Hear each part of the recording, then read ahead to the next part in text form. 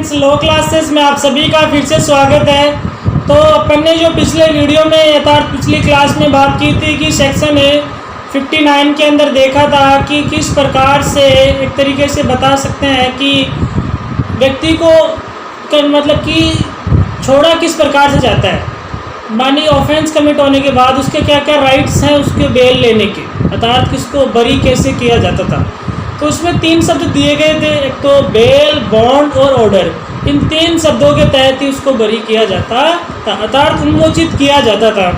तो बेल का अर्थ होता है कि अगर कोई व्यक्ति बेल लेने के लिए तैयार रहता है तो उसे बेल के कागजात क्लियर करवा के उसे पुलिस ऑफिसर द्वारा उसे रिहा कर दिया जाता था। और दूसरी बात आती है कि बॉन्ड। अब बॉन्ड का अर्थ क्या होता है? बंद पत्र भरवा के उसे रिहा कर दिया जाता था, अर्थात उन्मोचित कर दिया जाता था। तीसरा शब्द आता है ऑर्डर। मजिस्ट्रेट की रिक्विजेशन, अर्थात मजिस्ट्रेट का ऑर्डर हो जाता था कि इस व्यक्ति को आप छोड़ दे। उस व्यक्ति में अर्थात पुलिस ऑफिसर आबद्ध होता है ऐसी स्थिति में उसे छोड़ने के लिए, तो इस सेक्शन के तहत उसे बरी कर दिया जाता था, अर्थात उन्मोचित किया जाता था। इस सेक्शन के तहत उसकी ये अधिकार है, बेल, बॉन्ड और ऑर्डर, इन तीनों के तहत उस व्यक्ति को छोड़ा जाता था। तो अब अपन बात करेंगे सेक्शन 16 के अंदर। तो सेक्शन 16 क्या कहना चाह रहा है यही अपन देखेंगे। तो सेक्शन 16 में बताया गया है कि निकल भागने पर पीछा, अर्थात निकल भागने पर पीछा करने और फिर पकड़ लेने की शक्ति। तो सेक्शन 16 में बताया गया है कि अगर कोई व्यक्ति निकल भागता है तो उसे पकड़ लेने की शक्ति इसमें मेंशन है। सेक्शन 16 में ये मेंशन है कि अगर कोई व्यक्ति जिस भी पुलिस ऑफिसर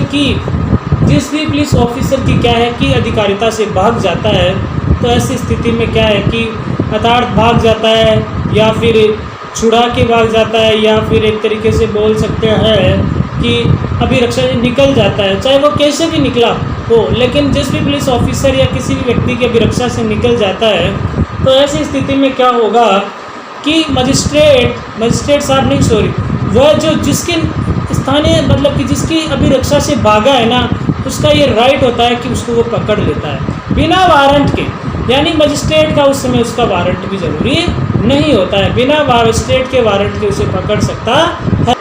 और इसमें एक बात और है कि अगर वह व्यक्ति चाहे देश से बाहर चला जाए या देश के किसी भी अदर स्टेट में चला जाए तो भी उसका पीछा करेगा, चाहे वो कहीं पे भी चल जाए, ऑल ओवर इंडिया या ऑल ओवर पृथ्वी में, चाहे कहीं भी पृथ्वी पे कोई से भी राज्य में, देश के किसी भी राज्य में, देश के बाहर किसी भी देश में, अर्थात किसी भी देश में वह भाग जाता है तो वहाँ पे उसका पीछा कर सकता है।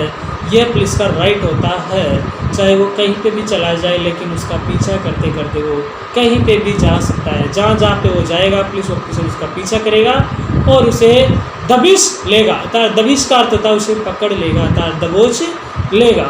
अब इसमें इतना ही बताया गया और इसमें ज़्यादा कुछ नहीं है और एग्ज़ाम्स में भी इतना ही नहीं पूछा जाता, बस मेन बातें ध्यान रखनी है। अब इस सेक्शन 16 में यही बताया गया है कि एक तरीके से कि किस प्रकार से एक तरीके से बोल सकते हैं कि व्यक्ति को अभिरक्षा से भाग जाता है तो कैसे पकड़ते हैं। कौन से यार एग्ज़ाम में ये क्वेश्चन आ सकता है कि मान लीजिए कोई व्यक्ति पुलिस की अभिरक्षा से भाग जाता है तो क्या उसे ऑर्डर की आवश्यकता होती है मजिस्ट्रेट की पकड़ने के लिए? ये भी क्वेश्चन घुमा के पूछ सकता है। तो आपको ध्यान रखना है कि विदाउट मजिस्ट्रेट के ऑर्डर के वह उसे पकड़ सकता है, अर्थात बिना वारंट के उसे वह क्या कर सकता है? कन्विक्ट कर सकता है। यह पुलिस का एक तरीके से राइट होता है। तो यही है इस सेक्शन में। अब अपन आगे चर्चा करेंगे सेक्शन 60 के सब क्लोज 8। इसमें एक इसका सब सेक्शन और दे रखा है कि सब क्लोज ए में इसका क्या बताया गया है।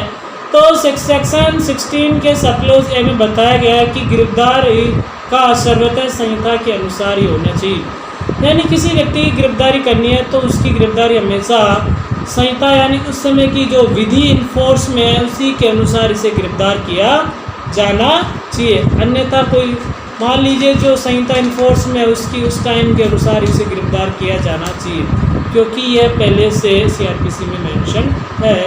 तो अपन उसी की बात है कि अपना चैप्टर 5 कंप्लीट हो गया। अब अपन देखेंगे चैप्टर 6। तो चैप्टर 6 में एक बार इसका इंट्रोडक्शन देख लेते हैं एक तरीके से। चैप्टर 6 का मतलब कि मेन मोटो क्या है, क्या कहना चाह रहा है चैप्टर 6। तो चैप्टर 6 में बताया गया है कि हाजिर होने को विवश करने हेतु आदेशिकाएँ, यानी प्रोसेस टू कंपेल एप्रीहेंसेस, यानी हाजिर होने को विवश करने हेतु आदेशिकाएँ, यानी मजिस्ट्रेट के समक्ष हाजिर होने के लिए कौन कौन सी हथकंडे अपनाए जाते हैं। एक तरीके से भाई कोई भी व्यक्ति को मजिस्ट्रेट के समक्ष पेश किया जाए, किसके लिए, सब उसको for the purpose of evidence, यानी एविडेंस के लिए, सबूतों के लिए, केस के ट्रायल में आसानी के लिए, यानी केस का जजमेंट जल्दी से जल्दी आ सके, अगर कोई सबूत है तो उसको लाया जाए। मतलब इसीलिए उसे किस प्रकार से किसी भी एक मतलब कि जो गवाह है उसको किस प्रकार से विवश किया जाता है कोर्ट के समक्ष प्रस्तुत होने के लिए, यह सभी आदेशिकाएँ इसमें चर्चा करेंगे। इससे मतलब कि इसी संबंधित चैप्टर में चर्चा करेंगे। तो इसमें यह बताया गया है कि तो ऐसा हर ऑर्डर किसी भी व्यक्ति को कोर्ट के समक्ष उपस्थित रहने हेतु विवश करता है, बाधित करता है, उसको मजबूर करता है, किसके लिए, कोर्ट के समक्ष उपस्थित होने हेतु। सेक्शन 62-19 तक इसमें बताता है, यानी इस चैप्टर में सेक्शन 61 से 19 तक इसमें मेंशन है। तो इसमें किसी भी व्यक्ति को कोर्ट के समक्ष हाजिर करने के लिए, विवश करने के लिए बहुत से तरीके अर्थात बहुत से हथकंडे अपनाए जाते हैं। किसके लिए, विवश करने के लिए बहुत से तरीके अपनाए जाते हैं। पहला, अगर वह समन से मानता है तो समन से, और उसको वह समन से मानता है तो समन से, तो उसको समन भेजिए। अगर वह समन से नहीं मानता है तो वारंट से तलब कीजिए, यानी the legal language which is conducted in the court, यानी तलब करना यानी किससे, वारंट से तलब करना, बुलाना अगर किसकी आवश्यकता है तो, साक्षी के रूप में वह तो उसको बुला लो, यानी चाहे वो किसी भी तरह हो लेकिन उसको बुला लो, लेकिन किसके लिए, साक्षी के रूप में, जिससे कोर्ट में ट्रायल में आसानी हो सके। तो कोर्ट के द्वारा यह सभी हथकंडे क्यों अपनाए जाते हैं, यानी यह सभी हथकंडे क्यों अपनाए जाते हैं कोर्ट के द्वारा, तो ये इसलिए अपनाए जाते हैं कि उसको एक तरीके से कह सकते हैं कि कोर्ट की जो जुडिशियल कार्रवाई, जुडिशियल प्रोसीडिंग है, कार्रवाई है, उसमें आसानी हो सके। तो इसको मतलब यानी जब वह प्रोसेस समन भी हो सकती है और गिरफ्तारी समन से भी हो सकती है और गिरफ्तारी वारंट से भी हो सकती है। मान लीजिए वह व्यक्ति समन से नहीं आता है तो उसे वारंट से तलब किया जाएगा, वारंट से तलब किया जाएगा, ये दोनों प्रोसेस हो सकती है। अगर व्यक्ति गिरफ्तारी वारंट यानी अरेस्ट वारंट से भी, यानी जो वारंट जारी किया गया है तो उसके वारंट से भी नहीं आता है तो फिर कोर्ट उसके संबंध में घोषणा जारी कर देता है कि उस व्यक्ति को पर्टिकुलर समय में आप उस आरोपी को कोर्ट में पधारे, अन्यथा आपके खिलाफ कानूनी कार्रवाई की जाएगी। और व्यक्ति फिर भी नहीं आता है तो उसकी संपत्ति को कुर्क कर लीजिए ताकि वह व्यक्ति किसी भी सूरत में कोर्ट के समक्ष उपस्थित हो। मान लीजिए कोई व्यक्ति है तो यह क्या है कि समन से तलब कर दिया, उसको वारंट से तलब कर दिया और वारंट से तलब करने के बाद भी नहीं आ रहा है कोर्ट के साक्षी के रूप में, कोर्ट के समक्ष प्रस्तुत नहीं हो रहा है तो, और कोर्ट को उस समय उसी ट्रायल में उसकी सख्त ज़रूरत है तो उस समय मजिस्ट्रेट साहब क्या करेंगे, उसको एक टाइम पीरियड देंगे कि आपको जिस समय अच्छा लगे पूरे दिन भर में उस समय आप आ सकते हो, भाई आपको जब भी टाइम निकाल के आप आ सकते हो। और फिर भी वह व्यक्ति नहीं आता है, ऐसा करने पर भी तो उसे फिर उसकी संपत्ति को कुर्क कर लिया जाता है। कोर्ट के ऑर्डर होता है कि उसकी संपत्ति को कुर्क कर लिया जाए। तब क्यों की जाती है, क्योंकि वह किसी भी सूरत में क्या हो, कोर्ट के समक्ष उपस्थित हो।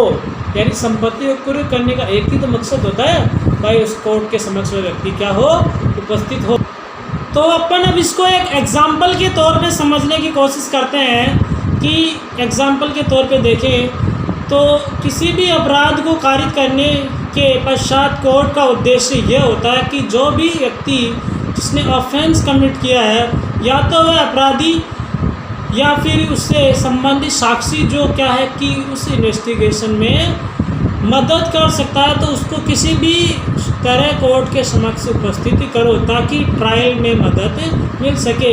यानी this motto of the any trial conducted by the only judicial officer any executive magistrate. तो अब इसका अर्थ क्या होता है, इसको अपन समझने की कोशिश करेंगे।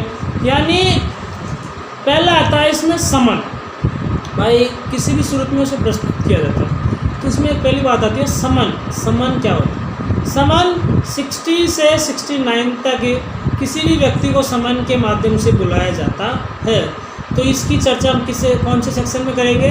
61 से 69 तक अपन समन के मामले पढ़ेंगे कि ऐसे ऐसी स्थिति में समन भेजा जाता है, कौन व्यक्ति समन ले जाता है, समन का क्या प्रोसीजर फॉलो किया जाता है, तो इत्यादि के बारे में अपन चर्चा करेंगे 61 से 69 के अंदर।